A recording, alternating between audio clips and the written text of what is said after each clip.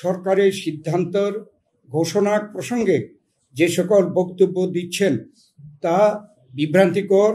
যে জুলাই জাতীয় সনদে উল্লেখিত বিষয়দের বাইরে সরকার কোনো সিদ্ধান্ত ঘোষণা করলে সনদে স্বাক্ষরকারী কোনো দলের জন্য তা মান্য করার বাধ্যবাধকতা থাকবে না। গত 10 নভেম্বর অর্থাৎ কালকে রাতে, সোমবার রাতে জনাব তারেক রহমানের সভাপতিত্বে বাংলাদেশ জাতীয়তাবাদী দলের স্থায়ী কমিটির সভায় আলোচনাক্রমে নিম্নলিখিত একটি প্রস্তাব গৃহীত হয়।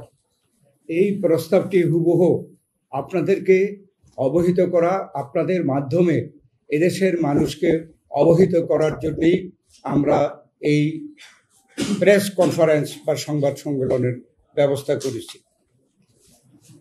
রাজনৈতিক দলসমূহের সাথে জাতীয় ঐকমত্য কমিশনের দীর্ঘ প্রায় 1 বছর যাবৎ আলোচনার ভিত্তিতে কতিপয় নোট অফ ডিসেন্ট সহ ঐকমত্যের ভিত্তিতে রচিত জুলাই জাতীয় সনদ বিগত 17 অক্টোবর স্বাক্ষরিত হয় এবং দেশের সংবিধান ও আইন অনুযায়ী তা বাস্তবায়নে সকলে অঙ্গীকারবদ্ধ হই।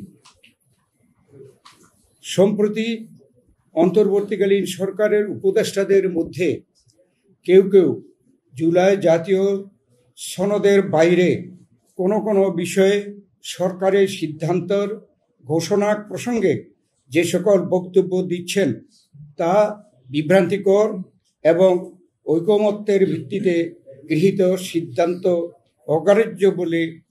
অগ্রাহ্যের শামিল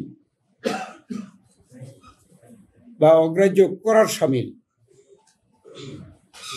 আবার আমি এটা পড়ছি যে সরকারের সিদ্ধান্ত ঘোষণার ক্ষেত্রে যেসব বক্তব্য দিচ্ছেন তা বিভ্রান্তিকর এবং ঐকমত্যের ভিত্তিতে গৃহীত সিদ্ধান্ত অগ্রাহ্য করার শামিল। আমরা স্পষ্ট ভাষায় বলতে চাই যে জুলাই জাতীয় সনদে উল্লেখিত বিষয়দের বাইরে সরকার কোনো সিদ্ধান্ত ঘোষণা করলে সনদে স্বাক্ষরকারী কোনো দলের জন্য তা মান্য করার বাধ্যবাধকতা থাকবে না। এটা আমরা আবার বলছি, আমরা স্পষ্ট ভাষায় বলতে চাই যে জুলাই জাতীয় সনদে উল্লেখিত বিষয়দের বাইরে সরকার কোনো সিদ্ধান্ত ঘোষণা করলে সনদে স্বাক্ষরকারী কোনো দলের জন্য তা মান্য করার বাধ্যবাধকতা থাকবে না। সেই ক্ষেত্রে সকল দায় দায়িত্ব সরকারের উপরই বর্তাবে।